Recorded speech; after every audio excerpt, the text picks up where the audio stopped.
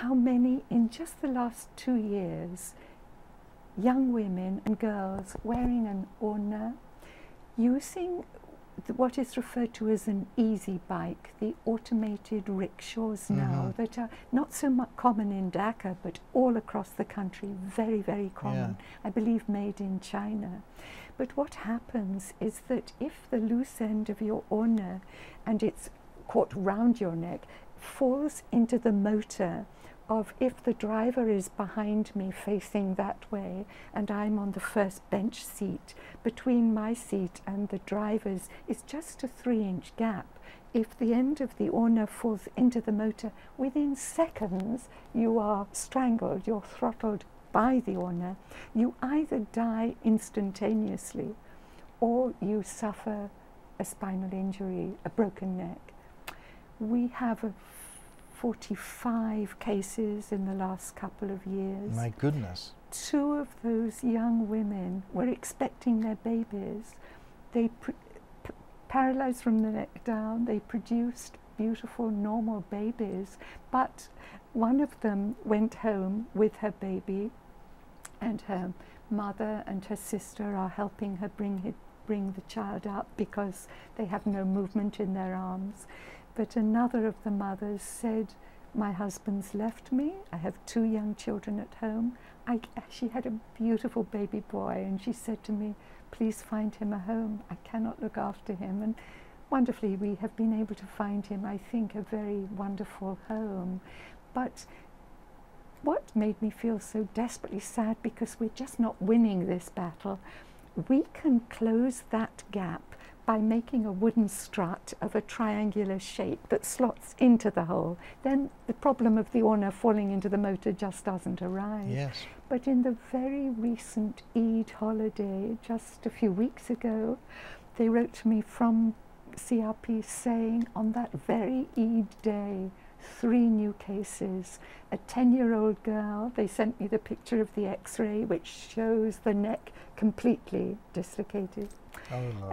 And a 10-year-old, a 14, 15 and a 16-year-old girl, and 2 of them with very severe respiratory problems, because by breaking the neck you interfere with the nerves to the breathing muscles.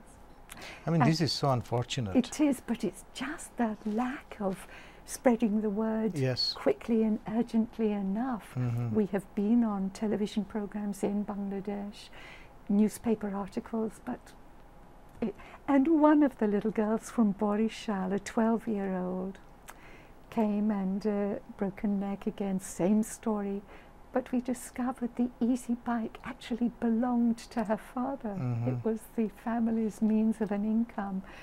And of course, the tragedy is that a lot of people perhaps wouldn't realize it's not only the young woman, the young girl living the rest of life paralyzed from the neck down, with again no sensation, paralyzed bladder and bowel, but it means a family member has to be almost the full-time carer for the rest of life. But looking on the bright side, what amazing things they learn to do. We have had 3 becoming very talented painters with the paintbrush held in their mouth, operating keyboards for computers, and of course with the Open University they are also able to study on through that means. So things are available. We have to search for them to enable them to lead the fullest life possible. But I'm so glad that you brought up this thing, which is so important. It's about awareness building. Absolutely. It's about caring for each other. It's about respecting life, and I think people need to start thinking about it seriously. This is and the solution can be so simple, and still people are not doing it. And nothing could be more simple. Precious lives, we are losing precious lives. Yeah. It's just heartbreaking to see, because they are these very young girls and young women. Very, very sad indeed.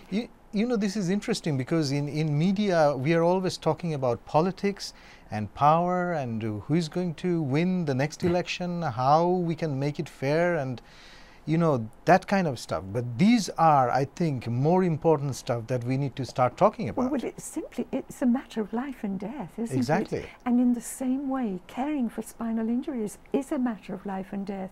If you don't train the person and the family that regularly they need to lift themselves up like this to relieve the pressure, that 2 hourly they need to turn, because you or I automatically turn on a hard bed because something tells us the skin is feeling uncomfortable. They don't get that feedback. The nerves are broken. They're not giving them the knowledge that they must keep moving.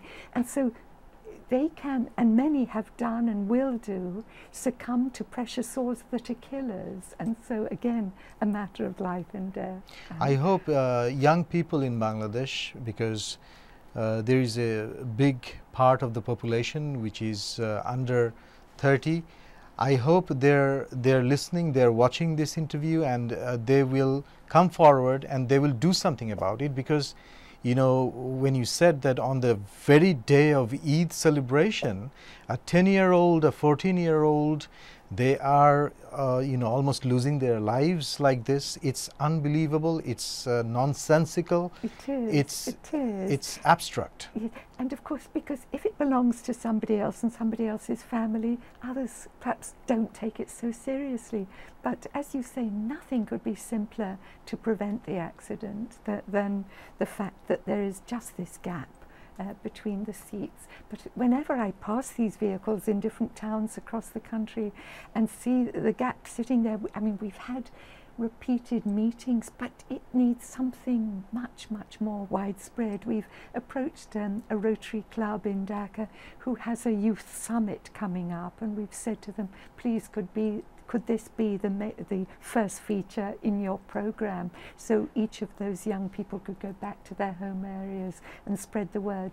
But even that, it's desperately needed, and across the whole country.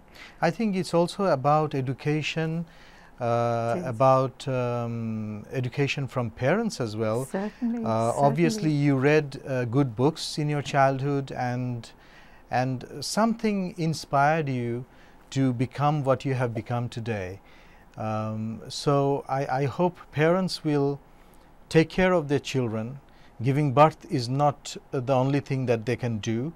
They have to really educate their children so that they care for other people. I mean, absolutely. Absolutely. Humanity is the thing. Absolutely.